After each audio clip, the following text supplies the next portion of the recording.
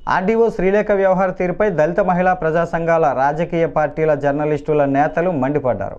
ఉత్తరాంధ్ర ప్రజా సంస్థ convener leader పత్రికా సంపాదకుడు వివి రమణమూర్తికి విశాఖ ఆర్డీఓ శ్రీలేఖ తనకు లేని అధికారాలను కట్టబెట్టుకుని చట్టవిరుద్ధమైన నోటీసు ఇచ్చిన విషయం తెలిసిందే.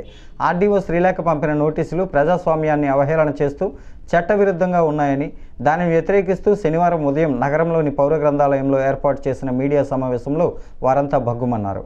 భావ ప్రకటన స్వేచ్ఛను, వాక్ స్వాతంత్రాన్ని, పత్రికా స్వేచ్ఛను హరించే విధంగా ఆమె నోటీసులు పంపించి బెదిరింపులకు పాల్పడే విధంగా అందులోని సారాంశం ఉందని వారు ఆగ్రహాన్ని వ్యక్తం చేశారు.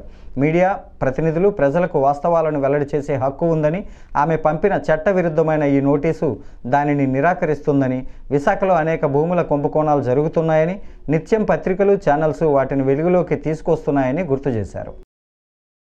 మేము ఈరోజు ఉత్తరాంధ్ర ప్రజా సంస్థలో భాగస్వామ్య సంఘాలుగా ఉన్న మహిళా సంఘాలు, దళిత సంఘాలు, ప్రజాస్వామిక హక్కుల సంఘాలు, జర్నలిస్టు మిత్రులు అందరం కూడా కలిసి ఈరోజు ఈ ప్రెస్ మీట్ అనేది నిర్వహిస్తున్నాం. ప్రధానంగా ఈరోజు ప్రెస్ మీట్ యొక్క ఉద్దేశం మన లీడర్ పత్రిక సంపాదకులు, జర్నలిస్ట్ ఫోరం సంబంధించిన నాయకులు, అదేవిధంగా ఉత్తరాంధ్ర సంబంధించిన సంస్థకి కన్వీనర్గా ఉన్న రమణమూర్తి గారి మీద ఒక వారెంట్ ఇష్యూ చేస్తూ ఆర్డీఓ శ్రీలేఖ గారు నిన్న నోటీస్ ఇష్యూ చేశారు. ఎయిర్పోర్ట్ పోలీస్ స్టేషన్కి సంబంధించిన వాళ్ళ ద్వారా ఆ నోటీస్ కాదు, వారెంట్ అందటం అనేది జరిగింది. ఆ వారెంట్ యొక్క ప్రధానమైన ఉద్దేశం, మీరు ఇట్లాంటి సంబంధించిన అంటే ముదపాక భూముల గురించి కానీ, అదేవిధంగా రియల్ ఎస్టేట్ వాళ్ళకి అనుమతి లేకుండా ఇట్లాగా ఒక ప్రాపర్ ఛానల్లో కాకుండా, పద్ధతి కాకుండా అవినీతికి ఈరోజు కూరుకుపోయి ఆర్డీఓలు కానీ, అదేవిధంగా అక్కడ ఉన్న ఎంఆర్ఓలు కానీ వీళ్ళంతా ఈ నాళాలు ఎట్లా చేస్తున్నారని ఇట్లాంటి 2 న్యూస్లు మీరు ప్రకటించారు. కాబట్టి ఇవన్నీ కూడా చేస్తున్నారు కాబట్టి మీ మీద మీ అక్రెడిటేషన్ రద్దు చేస్తాను, మీ పత్రికను కూడా సీజ్ చేస్తాను అని చెప్పేసి వారెంట్ ఇష్యూ చేయడం జరిగింది. ఈరోజు లీడర్ పత్రికకి కార్యనిర్వాహక వ్యవస్థలో ఉన్నటువంటి అధికారి నోటీసులు పంపడం ఇది ఒక లీడర్ పత్రికతో ఆగదు. రేపు మనం పనిచేసే ఇంకో పత్రికకి, ఇంకో ఛానల్కి వచ్చేటువంటి అవకాశాలు ఉంటాయి. ఏదేమైనా భారత రాజ్యాంగంలో కార్యనిర్వాహక వ్యవస్థ, న్యాయ వ్యవస్థ, ప్రజాప్రాతినిధ్య వ్యవస్థ, మీడియా వ్యవస్థ వీటన్నిటికీ ఈక్వల్గా 4 స్తంభాలుగా చెప్పబడతాయి. ఒకవేళ మీడియా వ్యవస్థలో ఏదైనా లోపాలు ఉంటే అధికారిగా, కార్యనిర్వాహక వ్యవస్థలో ఉన్నటువంటి అధికారిగా ప్రెస్ కౌన్సిల్ ఆఫ్ ఇండియా ఉంది, వాళ్ళకు పంపచ్చు, వాళ్ళు నోటీసులు ఇస్తారు. నాకు అధికారం ఉంది కదా అని ఇవన్నీ ఏ అంగాలకు ఆ అంగాలు సమన్వయంతో పనిచేసుకోవాల్సినటువంటి కార్యనిర్వాహక వ్యవస్థ అవ్వచ్చు, లేదు న్యాయ వ్యవస్థ అవ్వచ్చు, ప్రజాప్రాతినిధ్య వ్యవస్థ, మీడియా వ్యవస్థ. అలా కాకుండా నాకు అధికారం ఉంది కదా అని ఈరోజు ఆర్డీఓ స్థాయి అధికారి ఓ పత్రికా సంపాదకులకి నోటీస్ ఇవ్వడం అనేది చాలా దారుణమైన. ముదపాక విలేజ్, నాది నేలాపరమణ, ముదపాక విలేజ్. సంఘం నుంచి, దళిత సంఘాల నుంచి కొన్న మా టీంకి లీడర్గా నేను ముదపాక విలేజ్లో ఉన్నాను. అయితే ముదపాక విలేజ్లో జరిగే అన్యాయం మాత్రం ఎవరికి జరగకూడదు. హైకోర్టుకి వెళ్ళి మేము స్టే తెచ్చుకున్నాం, దళితుల భూముల్లో పనులు చేస్తున్నారు.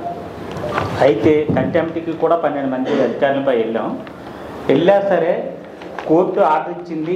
అయినా సరే మా భూములు మొత్తం తీసుకుని వైసీపీ బెనామీల పేరు మీద రిజిస్ట్రేషన్ కూడా జరిగిపోయింది. మేము అప్పుడు చంద్రబాబు నాయుడు గారి దగ్గరికి వెళ్ళాం. సార్ మా పరిస్థితి ఇదని అంటే మాకు పిలిపించడం కూడా జరిగింది. మీకు నా ప్రభుత్వం వచ్చిన తర్వాత మీకు న్యాయం చేస్తానని చెప్పారు. లోకేష్ దగ్గరికి వెళ్ళాం. ఎందుకు మా ప్రభుత్వం వచ్చిన తర్వాత మీకు కన్ఫర్మ్గా మీకు న్యాయం జరిపిస్తాం, ఎంక్వైరీ చేయిస్తామన్నారు. పవన్ కళ్యాణ్ దగ్గరికి వెళ్ళాం. మీకు ఎందుకు నేనున్నాను, నేను వచ్చాను, నేను చూశాను అక్కడ ఆ విలేజ్ అంతా, నేను ఫీల్డ్ మీదకి వచ్చాను, చూశాను అక్కడ అన్యాయం జరిగిందన్నారు. ఎన్ని పత్రికలు రాసినా సరే ఒక లీడర్ రమణమూర్తి మాత్రం ముదపాక కోసం రైతులు, దళితులు అన్యాయం అయిపోయారు, భూములు పోయి ఇల్లు లేవు, వాకలు లేవు, వాళ్ళు రోడ్డు మీద పడ్డారని మా కోసం అతను చాలా పేపర్ మీడియా మిత్రులందరూ కూడా అతను చాలా చిన్న మనసు వేసుకొని మా ముదపాక కోసం రాసేటప్పటికి ఆ పాపం అతనికి నోటీస్ ఇండి ఆర్డీఓ గారు నేను వచ్చాను, నేను అడిగే సమాధానం లోకేష్కి తప్పుడు రిపోర్ట్ ఇచ్చారు. మీరు మా భూముల మీద పనిచేశారు. హైకోర్టు కమిషన్ కూడా తప్పు చేశారని రిపోర్ట్ ఇచ్చింది కమిషన్ వేస్తే. అయితే మీరు ఇప్పటికైనా రెడీ, మీరు ఎటువంటి ఎంక్వైరీ చేసినా నేను రెడీగా ఉన్నాను, డాక్యుమెంట్స్ పెట్టుకుని రెడీగా ఉన్నాను. మీరు ఎవరెవరి పేర్లు దళితుల భూముల మీద ఎవరెవరి పేర్ల మీద చేశారో నా దగ్గర ఆధారాలు ఉన్నాయి. ఈ అమ్మారావు 30 లక్షల రూపాయలు తీసుకొని ఇంకా అదే వైసీపీలో ఉండేటప్పుడు ఎంఆర్ఓ ఇంకా పెందుర్తి మండలానికి వచ్చారు. ఈ ఆర్డీఓ వీళ్ళందరూ కూడా ఈ ఎస్సీఓల భూముల్లో నుంచి బయటికి తీస్తే 12 మంది కంటెంప్ట్లో జైలుకి పోతారని దాస్తున్నారు.